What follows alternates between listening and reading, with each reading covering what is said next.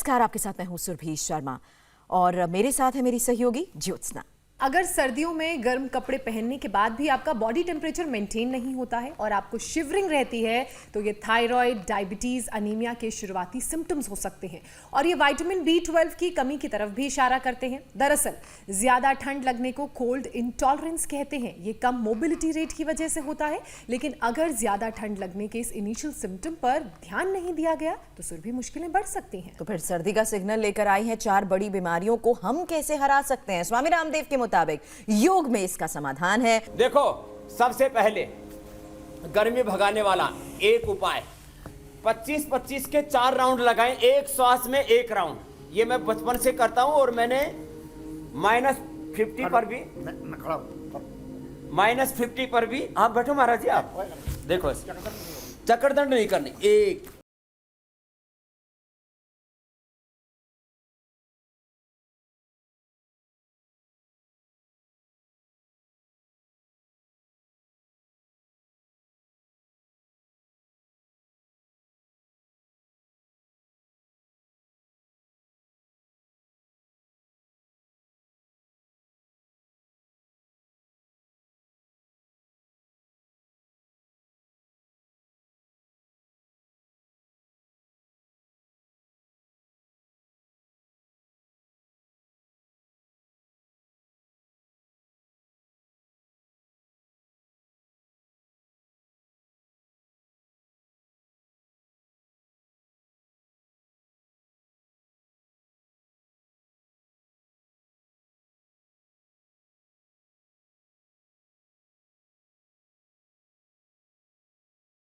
देखनी पड़ी, आपने महज कुछ सेकंड्स में कराई है। अब पता चला स्वामी जी को ठंड क्यों नहीं लगती है। ना हो पाए, अब बड़ी उम्र में ऐसे होल्ड करना मुश्किल होता है। तो ज्योत्सना जी, आप ऐसे करो, ऐसे हाथ रखो और पीछे से पैर ऐसे डाल दो और ऐसे 25 बार करो।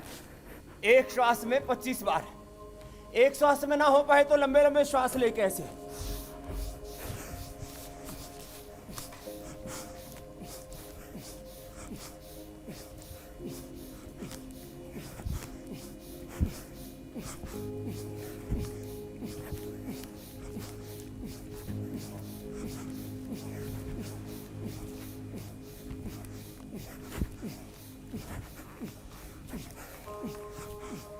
ऐसे ऐसे 25-25 बार करके। मेरे भी 25 हुए। सैंपल का ही किया। ऐसे 25-25 बार करके 100 बार कर लिया। आज सूर्योदय भी पूरा नहीं हो पा रहा है, थोड़े बादल आ गए, उसके बावजूद भी मुझे कपड़ा पहनने की जरूरत नहीं है। और गुरुजी देखो, पीछे पीठ पे देखो, पसीना आ रहा है ना, थोड़ा पसीना आ रहा है, माने गर्माहट। तो देखो, गुरुजी जो है शाबाशी भी दे रहे हैं और पेड़ों के बीच में ऐसे तो कुछ पत्ते पुत्ते लगे। वो जो है ऐसे 25 बार ऐसे कर ले, 25-25 बार करके और ऐसे 100 बार कर लेना। चलो आज वाला तो मैं 100 बार पूरा कर ही लेता हूँ। स्वामी जी, मुझे शायद क्लॉक शुरू करनी पड़ेगी ऐसे कि कितने सेकंड्स में कर लेंगे आप ये। ऐसे लंबे लंबे श्वासों के साथ आप भी लगाओ। ज्योत्सना जी, आप तो मजबूत हो गई हो। लंबे लंबे श्वास। टफ कंपटीशन है स्वामी जी, टफ कंपटीशन। और आज आप बहुत मुश्किल एक्सरसाइजेस दे रहे हैं दर्शकों को भी और ज्योत्सना को भी। जा करके तिल के तेल से मालिश कर लेने, तेजस से लम ले ले।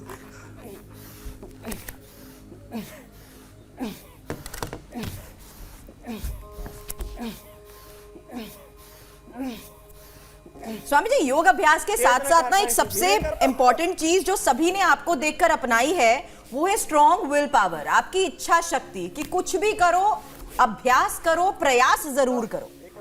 तो हाँ देखो, फिर 25 बार ये कर ले ऐसे, इस तरह से 10 बार से शुरू करें ऐसे लंबे लंबे श्वासों के साथ। ये ऐसे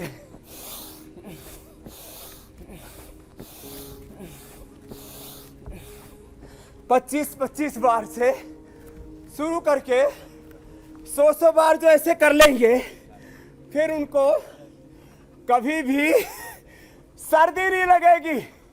सुरभि जी, ज्योत्सना की जैसे ज्योति जग गई है, ऐसे सबकी ज्योति जग जाएगी। अब देखो, अब थोड़े आसन बताते हैं। ये तो बोले स्वामी जी आपने कुछ ज्यादा ही कठिन टास्क दे दिया, तो अब सरल वाला टास्क देते हैं। हाँ, वार्म अप क्या गुरुजी? देखो माथे पर, हाँ पसीना है। हाँ? सजा पसीना आ जाएगा। तो माथे पर अब पसीना आ गया है, तो फिर और क्या करें? 1 मिनट मयूरी आसन या मयूर आसन करें ऐसे। आज सारा सर्दी भगाने वाला योग से बीमारियां तो भागती ही हैं, ऊर्जा जागती है, शक्ति जागती है, अशक्ति भागती है। श्वास भर के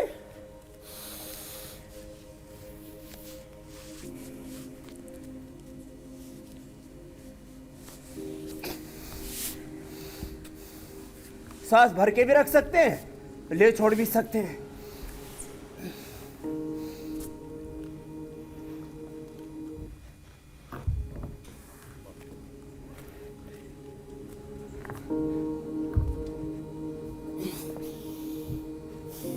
स्वामी जी, जो मैं बात कह रही थी कि कोशिश जरूर करनी चाहिए, और ये प्रयास मैं इस वक्त देख रही हूँ कोशिश ज्योत्सना की भी, और वो स्टेबिलिटी और वो बैलेंस रोजाना प्रैक्टिस करते हुए वो लाने की कोशिश कर रही हैं। मैं ना इस साल ये आसन सीख लूंगी स्वामी जी। मैं ज्योत्सना के लिए भी गुरुजी एक बार ताली बजा दो उधर जो है। तो देखो, अभी हम पद्मासन में मयूरासन मयूरी आसन कर रहे थे। अब इसमें एक आसन और है, ऐसे पकड़ लिया पीछे से,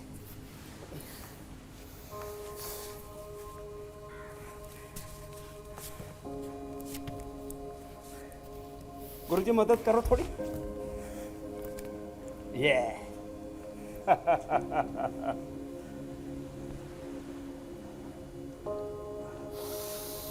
एक मिनट तक ये कर लो।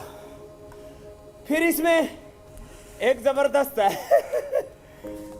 ये बद्ध पद्मासन के साथ उत्थित पद्मासन। अंगुलियों पर गुरुदेव ऐसे रख के और शरीर के भार को संतुलित करना। बड़ा जोरदार कार्यक्रम है। ऐसे उठा के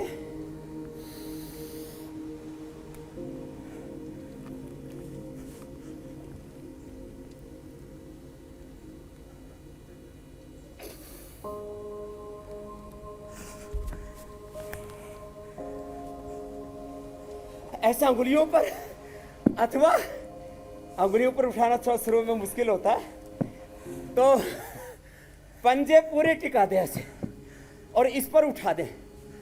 अब गुरुजी का तो एक हाथ टूटा हुआ है, नहीं तो गुरुजी की भी इच्छा तो हो रही है। ना नहीं गुरुजी, अरे कर दे। वो हाथ टूटा हुआ है ना थोड़ा। थोड़ा करो, ज्यादा नहीं। बचपन में गाय का प्रसाद मिला हुआ है गुरुजी को। आप वाह वाह वाह वाह।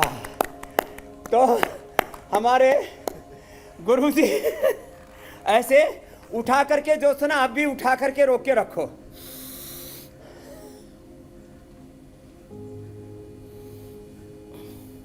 ये तो गुरुजी भी उठा रहे, चेले भी उठा रहे, और ज्योत्सना हमारी योगिनी शिष्या हो गई है, वो भी उठा रही है। ऐसे 1 मिनट तक उठा के रखते हैं ना, तो फिर पसीना अभी तो मेरा अभी चूने लग गया है, मेरा टपकने को माथे तैयार पर है। इसकी मोती जैसी बूंदें आने लग गई हैं। स्वामी जी, आपके तो यहाँ पर पसीने आ रहे हैं योग अभ्यास से, लेकिन पावर योगा है ना। सर्दी, लेकिन स्वामी जी कुछ लोगों के सर्दी सर्दियों में भगाने वाला, हाथ पैर हमेशा ठंडे रहते गर्मी हैं। जगाने ये वाला। नॉर्मल है या शरीर में किसी तरह की कोई कमी है, या उसके किसी लिए भी तरफ ये बताएं। इशारा करती है?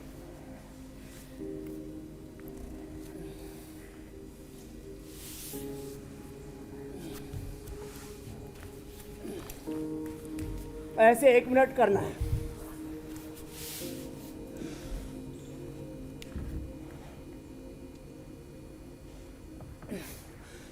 बचपन में तो गुरुजी मेरे पैर यहाँ लग जाते थे।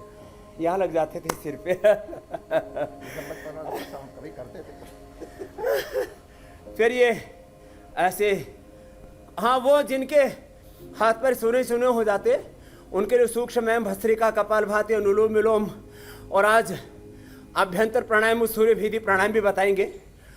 सूर्य भेदी, अभ्यंतर और भस्त्रिका प्राणायाम के साथ सूक्ष्म एवं के साथ जब वो अश्वगंधा या अश्वशिला या शिलाजीत थोड़ा ले लेंगे और खाने में थोड़ा सा बादाम, थोड़े सी चिलगोजा, थोड़ा सा पिस्ता, ये ड्राई फ्रूट का भी प्रयोग करेंगे जी तो स्वामी जी, पूरी लेकिन मैं ये जानना चाह रही थी क्या ये कोई सुन्न पड़ जाते वो दूर हो जाएंगे। स्वामी जी ये कोई कमी है या किसी कमजोरी की तरफ ये इशारा करती है? ये कमी है ऊर्जा की, ब्लड सर्कुलेशन की।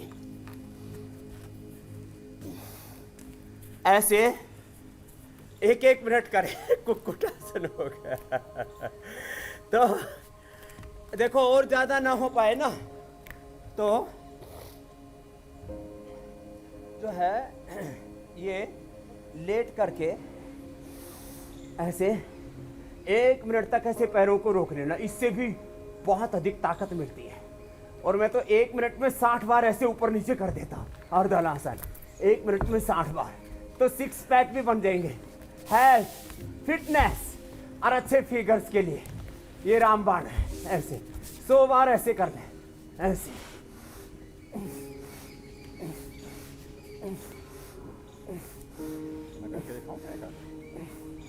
और जो है फिर जिनमें सामर्थ्य हो वैसे हस्तासन कर सकते हैं ऐसे। ये हमारे गणेश महाराज बड़े जबरदस्त, बड़े खूबसूरत लग रहे हैं। आज इनको सजा धजा के पूरा मेकअप करके लाए।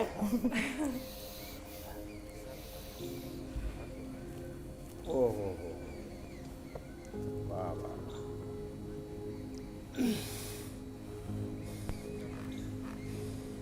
स्वामी जी कुछ एक्सपर्ट्स के मुताबिक ये भी ऐसे एक 1 बात मिनट तक कही रुकना। जाती है कि बड़ा जिन कठिन लोगों काम को है। ज्यादा ठंड लगती है तो क्या ये विटामिन B12 की कोई कमी है? इसे कैसे दूर किया जा सकता है? हाँ गए थे ना आपने लोग कंबोडिया में, हाँ विश्व का सबसे बड़ा मंदिर है हाँ, कंबोडिया। वहां भी तो आपने करके दिखा हाँ, दिया। वहाँ भी किया था हमने कंबोडिया में। करके दिखा। ये आप सुरभि जी ठीक कह रहे हैं, जिनमें विटामिन डी की कमी है। देखो अब सूर्य भगवान पूरे उदय हो चुके हैं। बोले सूर्य भगवान की। ओम रवये नमः, ओम आदित्याय नमः, ओम सूर्याय नमः, ओम भानवे नमः। हम लोग सूर्य की उपासना करते हैं 45 मिनट, जो सुबह सूर्य की धूप में बैठ करके करें गुरुजी। भस्त्रिका, भस्त्रिका, कपालभाति, बाह्य प्राणायाम, उज्जाई, अनुलोम विलोम, भ्रामरी, उद्गीत, चंद्रभेद, सूर्यभेद, नाड़ी शुद्धि, अभ्यंतरी प्राणायाम कर लेंगे। विटामिन डी की कमी से ठंड लगती है, विटामिन डी की कमी से हड्डियां कमजोर पड़ जाती है। लंबे समय तक विटामिन डी की कमी रहे तो हाथ पैर नीले पड़ जाते हैं और ब्लड के जो कंपोनेंट्स हैं वो अस्त व्यस्त हो जाते हैं और ब्लड कैंसर हो सकता है। माने WBC, RBC प्लेटलेट्स में इम्बैलेंस आ जाता है। तो सुबह सूर्य की धूप में ऐसे 5 मिनट ऐसे भस्त्रिका करना। और जिनको ज़्यादा ही ताकत पैदा करनी हो और हाइपरटेंशन और हार्ट की प्रॉब्लम, एस्थमा, हर्निया, कमजोरी ना हो तो गुरुजी ये सुपर फास्ट वाला योग है। ये ऐसे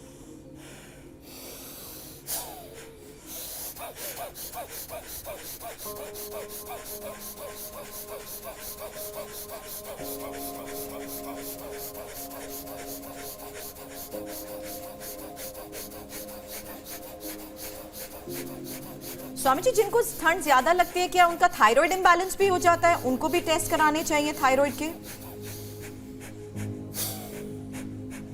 हाँ, ऐसे जो अभी हमने लगभग 100 बार किया ना, हमारा गुरुजी ने भी साथ दिया।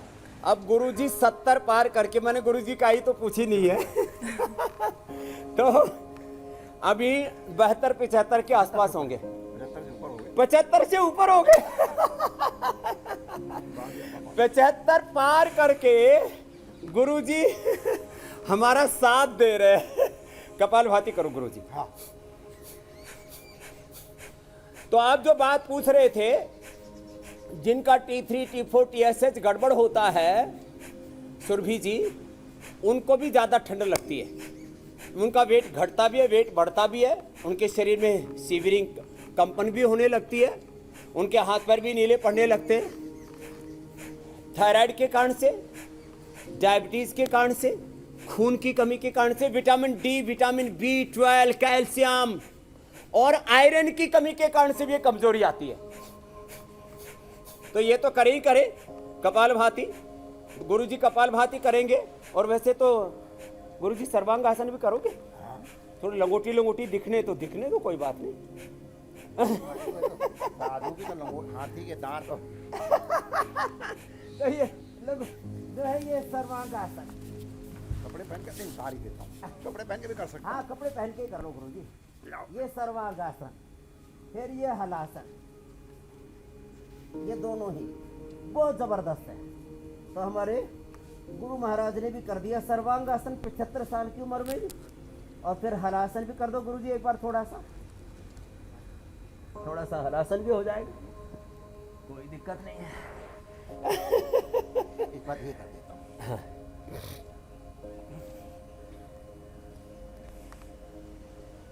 हाँ ये भी बड़ा जबरदस्त है, पद्मासन में और पीछे झुक गए ऐसे, तो ये मत्स्यासन हो गया ऐसे। तो ये थायराइड के लिए बहुत जबरदस्त है। आप थायराइड के लिए पूछ रहे थे सुरभि जी, तो इससे ये जबरदस्त है। हलासनवादी करता हूँ। हाँ। इसलिए तो गुरुजी रोज करते सर्वांग आसन। 75 साल की उम्र में, तो ऐसे गुरुजी 100 साल से ज्यादा हमें आशीर्वाद देने वाले हैं। ऐसे सबके माता पिता, उनके गुरुजन, उनके बड़ों का उनको आशीर्वाद मिले है। इसलिए बुढ़ापे का सहारा न लड़का है, न लड़की है, न लकड़ी है। बुढ़ापे का सहारा, बुढ़ापे की शक्ति, बुढ़ापे का आलंबन योग है, अध्यात्म है, भगवान है। तो ऐसे जिनको भी थायराइड के प्रॉब्लम, सर्वांगासन, हलासन, मत्स्यासन, और कुछ न कर पाए तो सिंहासन। अभी तो आज मेरी जीभ भी पूरी केसरिया रंग में रंगी हुई दिखेगी है। जीभ भी ठीक से दिखाओ, देखो गुरुजी जीभ रंगी हुई है ना। जैसे शेर शिकार करके आया हो।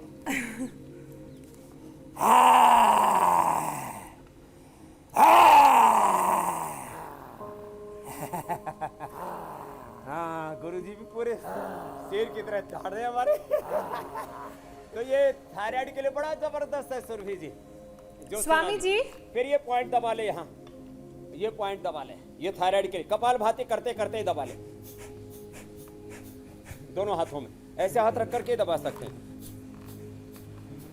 फिर उज्जाई कर ले।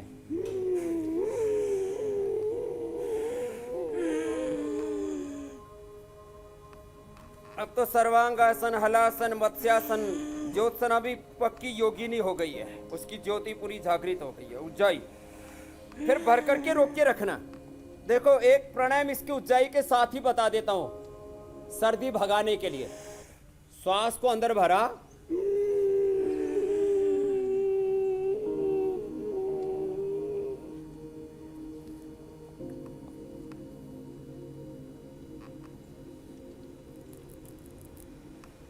गले को टाइट करके अंदर भर करके रोक करके रख देते हैं।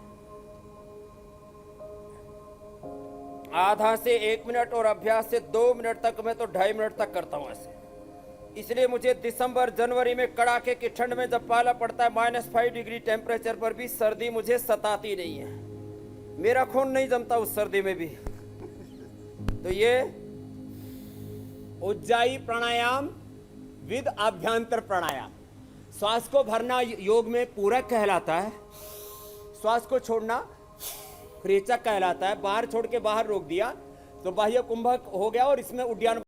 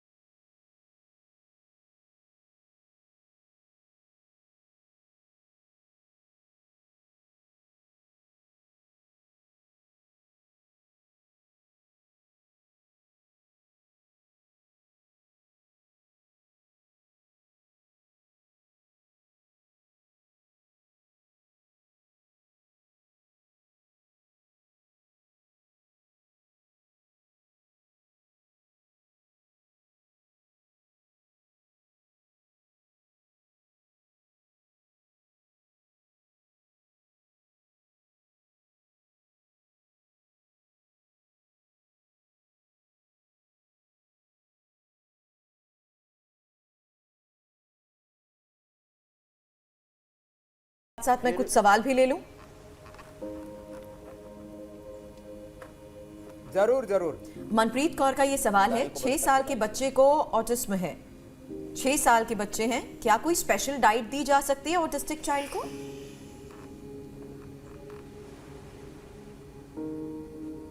क्या है उसको? ऑटिज्म है जी, स्पेशल चाइल्ड है, ऑटिस्टिक चाइल्ड है, ऑटिज्म है उन्हें। हाँ, ऑटिज्म जी। तो ऑटिज्म के लिए स्पेशल डाइट है, दूध में बादाम, अखरोट और नहीं तो बादाम रोगन डाल सकते हैं दूध के अंदर। दूध में बादाम रोगन या बादाम अखरोट पीस करके दे दे और उनको च्यवनप्राश की जगह या अमृत रसायन दे। च्यवनप्राश तो सर्दी के लिए अच्छा है ही, जी। ये तो अलग चीज है जी। लेकिन ये जो है अमृत रसायन जिसके अंदर सारी मेध्य औषधियां हैं और उसको अश्वगंधा मेधावटी दे, या अश्वगंधा के हमने कैप्सूल भी बना रखे हैं, गोली भी बना रखी है जी। तो अश्वगंधा की गोली या अश्वगंधा की कैप्सूल और मेधावटी दे दे और उनको अश्वगंधा शतावर का चूर्ण दिया जा सकता है। ये अश्वगंधा शतावर है, इनकी चूर्ण भी हम उपलब्ध कराते ही हैं, तो अश्वगंधा शतावर का चूर्ण दे सकते हैं। या रिद्धि वृद्धि जीवक ऋष्वक मेधा महामेधा काकोली क्षीर काकोली विदारी कंद वराही कंद अश्वगंधा शतावर, तो ये अष्टवर्ग का चूर्ण हम ऐसे तैयार करते हैं। ये अभी पूरे देश में भी हम उपलब्ध करा दे रहे हैं, तो इसको भी ले सकते हैं अष्टवर्ग को। जी स्वामी जी, एक पाठक और मिहिर प्राणायाम है, उनको जितना बन पाए करें। पाठक उनका ये तो सवाल है, ऑटिज्म के विटामिन बच्चे भी डी अच्छे को होते हैं। सनलाइट के साथ साथ कैसे और ज्यादा बढ़ाया जा सकता है और कितने वक्त तक लेना चाहिए?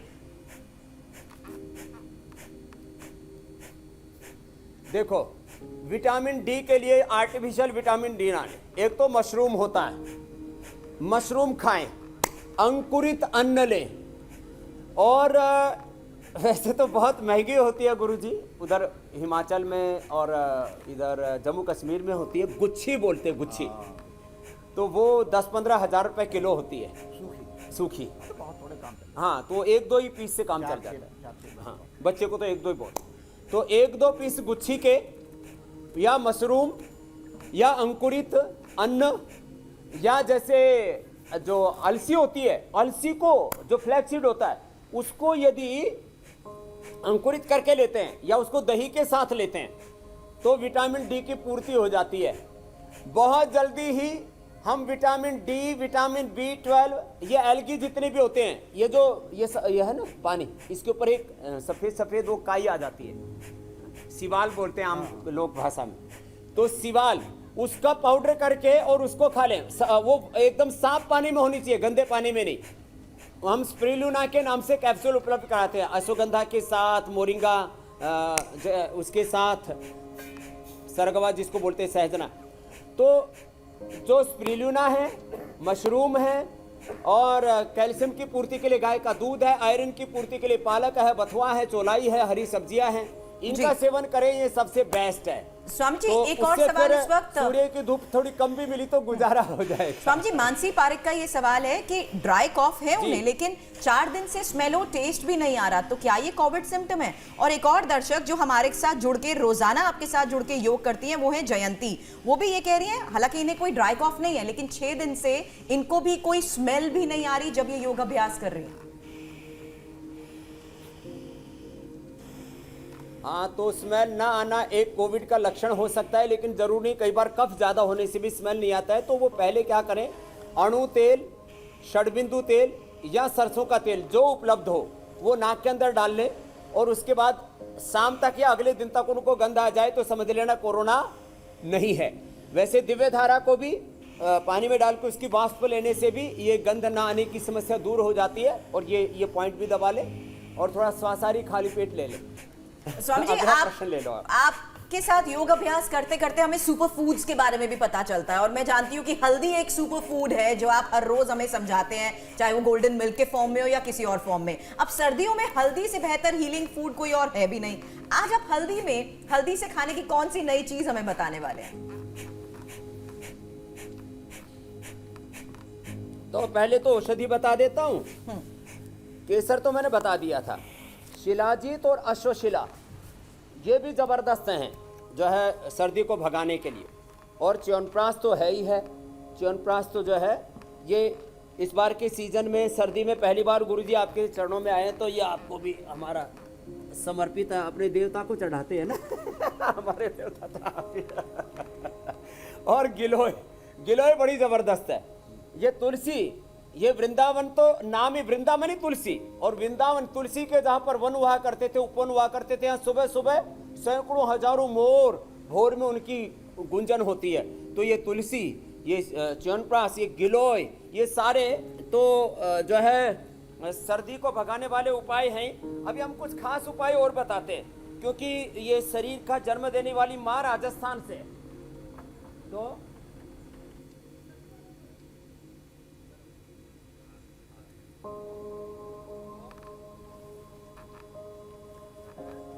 स्वामी जी, ये कढ़ाइयों में क्या तैयार हो रहा है?